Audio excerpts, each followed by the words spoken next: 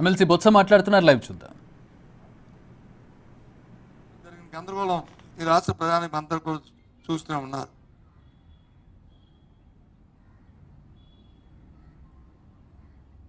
మేము చెప్పాం, చాలా సందర్భాలు చెప్పాం.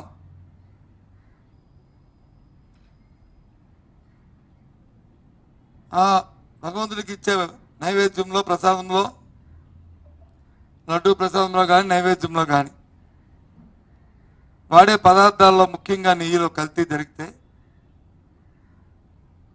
ఓ థర్డ్ పార్టీ ఎంక్వైరీ చేసి నిరూపించి ఎవరైతే ఆ కార్యక్రమం చేశారో వారిని శిక్షించండి. మీరు శిక్షించకపోయిన దేవదేవుడు తప్పకుండా శిక్షిస్తాడు, చేసిన వాళ్ళని శిక్షిస్తాడు. లేకపోతే ఆరోపణలు చేసిన వాళ్ళని సరే శిక్షకి మరి ఆ వారిని శిక్షిస్తాడు అని చెప్పి దానికి తయారుగా ఉన్నామన్న విషయాన్ని చెప్పాం. తన మనుషులు వేసుకుని అతను ఆడిన అబద్ధాన్ని దాన్ని వచ్చి నిజం చేయడానికి ఆయన తాపత్రయపడుతున్న నేపథ్యాన్ని చూస్తే నిజంగా చెప్పాను, ఎంత జాలేస్తుంది, అందుకే జాలేస్తుందని చెప్పాను. ఏముంది, ఒక లేఖ ప్రభుత్వం తరఫున లేఖ రాయండి, హైకోర్టుకి రాయండి, సుప్రీంకోర్టుకి రాయండి, సిబిఐకి రాయండి, మీ మేధంలో కమిటీ వేయండి, ఎంక్వైరీ చేయమని రాయండి. తప్పేముంది థర్డ్ పార్టీని? తప్పు జరిగితే ఎవరు జరిగితే వారే శిక్షార్హులు. ఎందుకు రాయట్లేదు? ఎందుకు హైకోర్టును వచ్చి రిక్వెస్ట్ చేయట్లేదు? ఎందుకు సుప్రీంకోర్టుకి ప్రభుత్వం తరఫున లేఖను ఎందుకు రాయట్లేదు? చెప్పండి. మీలో బెరికి లేకపోతే మీరు చెప్పింది తప్పని మీకు తెలుసు కాబట్టే మీరు ఈ పని చేయట్లేదు. లేకపోతే చేసేవారే. అంటే మీరు ఆడిన అబద్ధానికి దాన్ని నిజం చేసుకోవడానికి సాక్షాత్ భగవంతుని వెంకటేశ్వర స్వామినే పరంగా పెట్టడం ధర్మం కాదు, ఇది న్యాయం కాదు.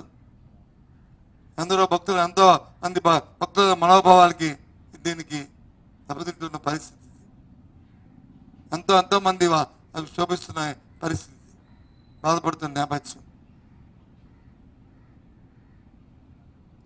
నాకు అర్థమైన విషయం, ముఖ్యంగా భారతీయ జనతా పార్టీ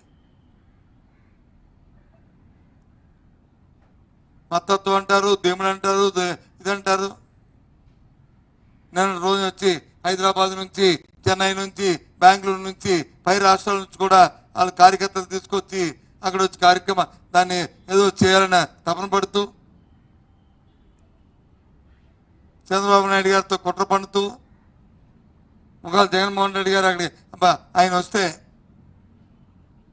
అడ్డంకులు సృష్టించి శాంతి భద్రతలకు ఆటంకం కలిగించి సామాన్య ప్రధానికానికి ఇబ్బంది పెట్టాలని ఆలోచించడం ఎంత నికృష్టమండి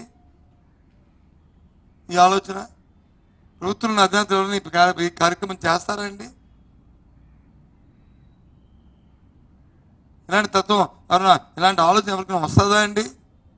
అది రావచ్చా అండి? న్యాయమా అండి?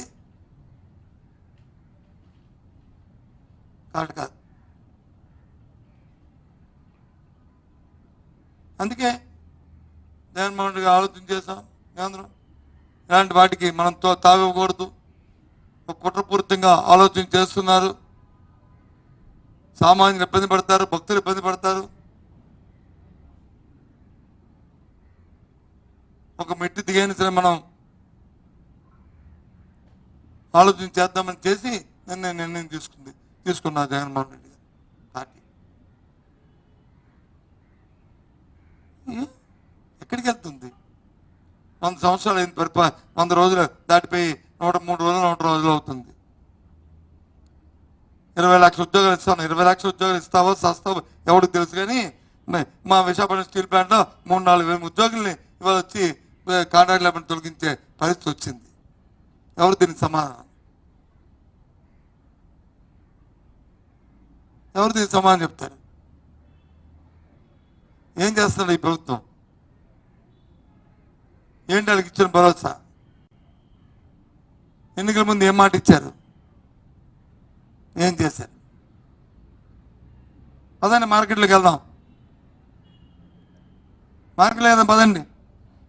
బియ్యం, పప్పు, నూనె, కాయగూరలు ఒకటి కాదు, రెండు కాదు, ఆకాశం కంటిపోయే ధరలన్నీ కూడా వెళ్ళి. ఉల్లిపాయలు కనీసం కేజీ 60 నుంచి 70 రూపాయలు ఉల్లిపాయలు కిలో ఉంది. ఏంటి మార్కెట్ ఇంట్రెస్ట్ మీరు చేసి ఆ రేట్లు తగ్గడానికి ఏ ప్రయత్నం చేస్తున్నారు?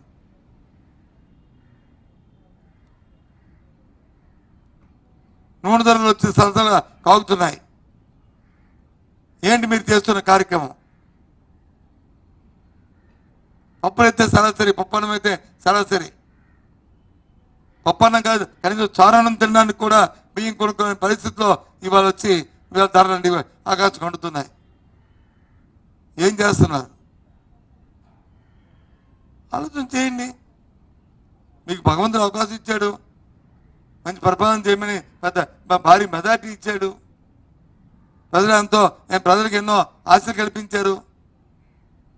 కల్పించిన ఆశల్లో ఒకటిగా చేయండి.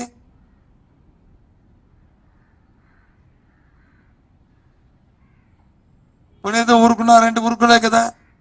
ఇప్పటికి 25,000 కోట్ల రూపాయలు అప్పు తీసుకొచ్చారు ఈ మూడు నెలల 100 రోజుల్లోనూ.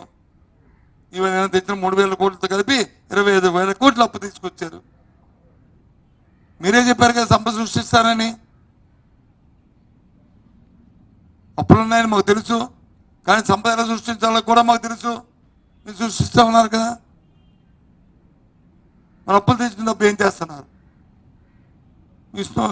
స్నోలకి, సోకులకి, పౌడర్లకి వీటికి వాడుతున్నారా? దేనికి చేస్తున్నారు చెప్పండి? ఇచ్చిన వాగ్దానంలో మాట లేదు. కొన్ని ఇంత ముందు ఇచ్చిన స్కీముల్లో ఆ స్కీములు కూడా ఇప్పుడు రద్దు చేసిన పరిస్థితి వచ్చింది. ఇంకెప్పుడో దానికి డేట్లు లేవు. రైతు భరోసా కానీ, లేకపోతే అమ్మఒడి కానీ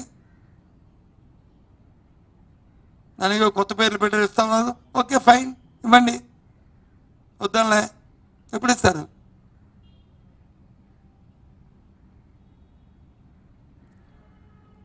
18 సంవత్సరాలు నిన్న ఆడపిల్ల వచ్చి అలా తయారుగా అయ్యో ఇస్తారు కావాలనుకుని ఎదురు చూస్తుంది.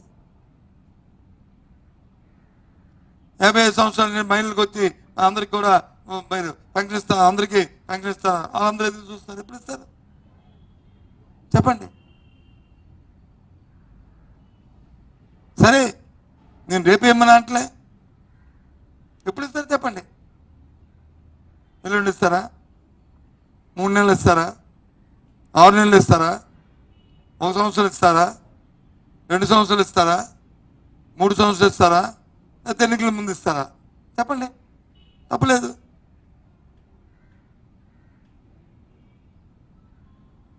ఏదో విషయం అవన్నీ పక్కన పడేసి ఇవాళ ప్రజలకు వచ్చి మంచి జీవితాన్ని ఇవ్వాల్సిన పరిస్థితులు పోయి లేని విషయాన్ని వచ్చి రాజకీయ